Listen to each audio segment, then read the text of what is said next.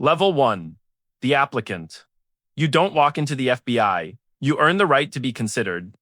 Most people who apply never make it past the first screening. They submit their forms, pass the preliminary background check, and disappear into a process so thorough it feels less like a job application and more like an autopsy of your entire existence. Every apartment you've ever lived in, every person you've ever known, every financial decision you've made since you were 18 years old, they will find the parking ticket you forgot about in 2009.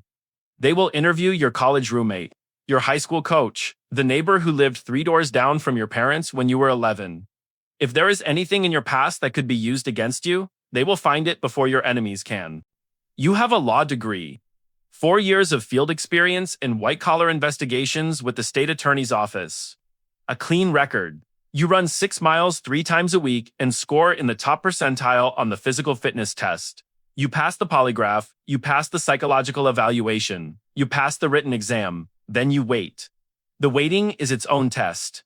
12 weeks of processing, then the call, then more waiting, then Quantico. The FBI Academy sits on 385 acres in Virginia, inside the perimeter of Marine Corps Base Quantico, which tells you something about how the Bureau thinks of itself. You arrive with 49 other new agents, lawyers, accountants, former military, a trauma surgeon who decided she wanted to chase terrorists instead of treating them. For the next 20 weeks, you will learn to shoot, think, investigate, and operate under pressure that is carefully calibrated to find the point where you break. The Hogan's Alley Training Complex is a fake town built on the Academy grounds. Fake bank, fake post office, fake motel. Real stress, you run scenarios against role players who are instructed to behave in ways that will test every assumption you've brought with you. The drug dealer who turns out to be the victim, the cooperative witness who is also the suspect, the hostage situation where the right answer is to do nothing and every instinct you have is screaming to move. You fail 3 scenarios before you start passing them consistently. Everyone fails scenarios. The ones who don't fail early fail later in ways that cost more. You graduate on a Thursday. Your credentials and your service weapon are issued. You are a special agent.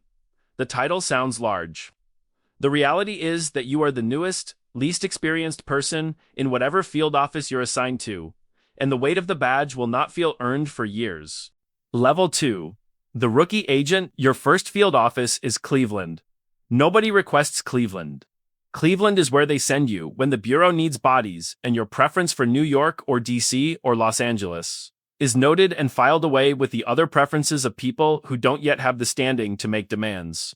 Your supervisor is a supervisory special agent with 19 years on the job who has the energy of someone who has seen every version of every mistake a new agent can make and has stopped being surprised by any of them. He gives you 2 pieces of advice on your first day. Write everything down. And never assume the person in front of you is telling you the whole truth, including your own partners. You work white-collar fraud? The cases are complex, slow, and unglamorous. No kicking down doors, no foot chases through parking garages. You sit across from accountants and read spreadsheets and build timelines that map financial crimes across 6-year windows. The work is important. You know it's important. People's retirement funds are in those spreadsheets. People's lives were dismantled by the men and women you're building cases against. The work matters. It just doesn't look the way you imagined it would when you were 22 and watching the Bureau on television. Your first arrest is anticlimactic. A investment advisor in a windbreaker who cries when you read him his rights in his own driveway, while his wife watches from the front door. He cooperates immediately. The case closes in 11 months. He receives 4 years. You feel something you don't have a word for.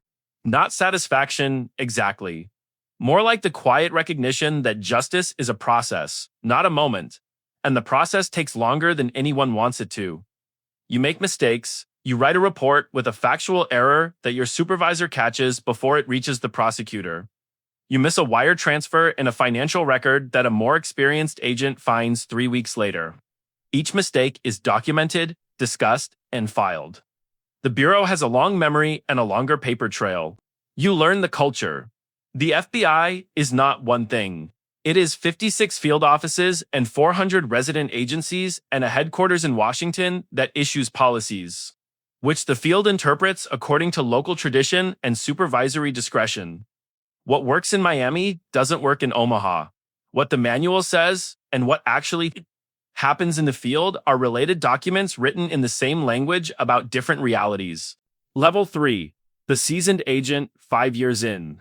You've been transferred to Chicago. Organized crime. The work is different in ways that go beyond the case files. White-collar fraud was about paper. This is about people, networks, loyalties, and violence that exists just beneath the surface of everything.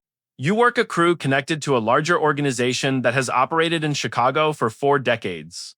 The crew is careful. They communicate in person, in cars, in parks. They switch phones every few weeks.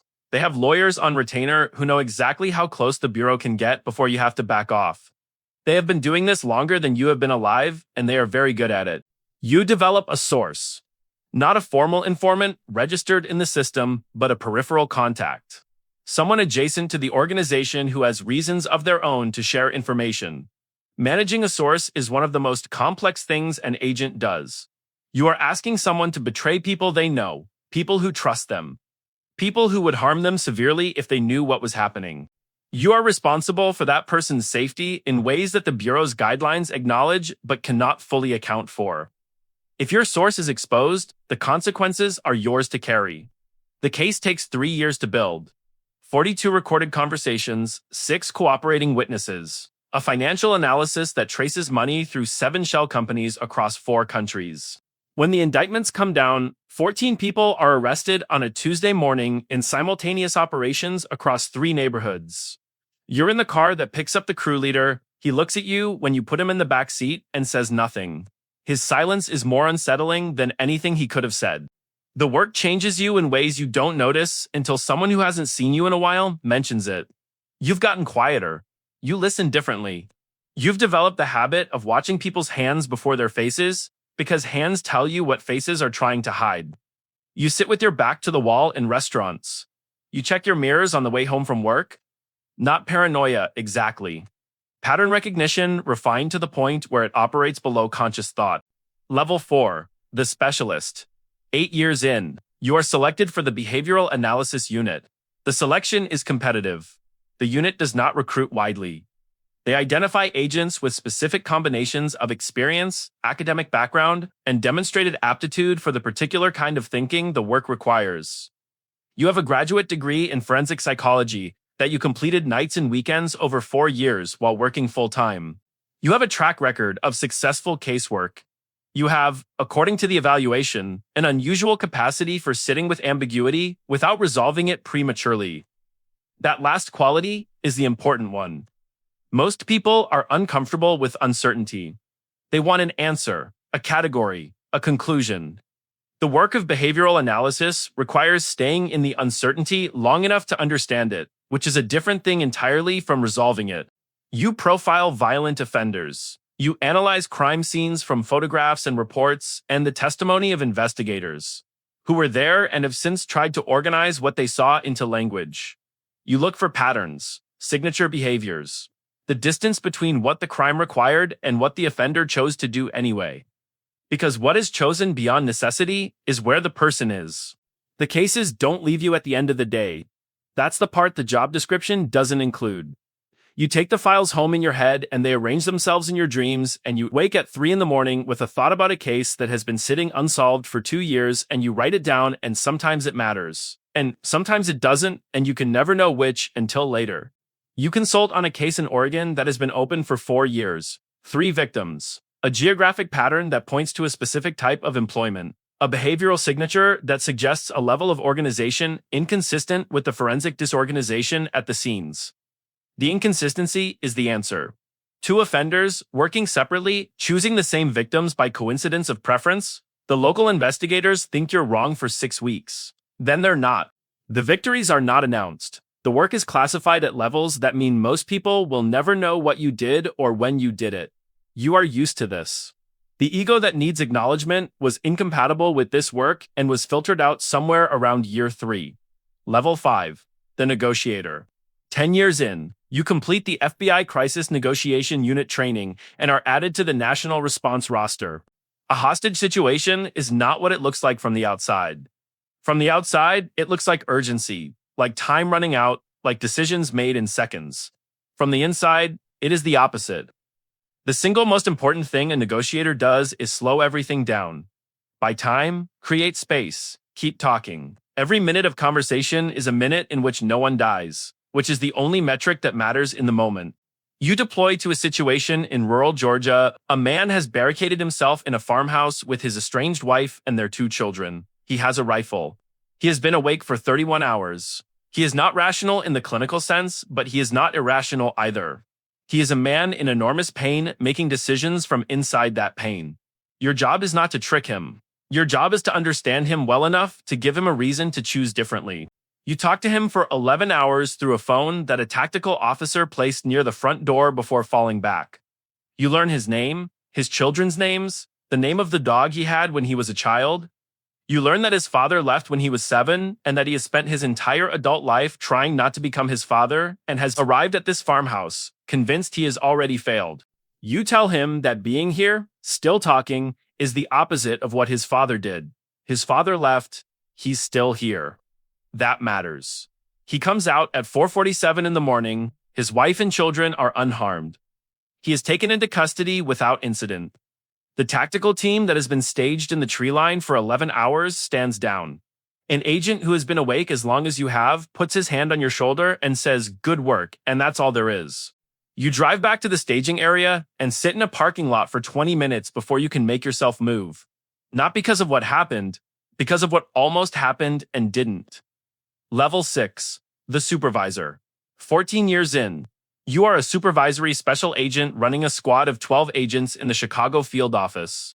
The work is different now. You are responsible for what your agents do and don't do. Their mistakes are your mistakes.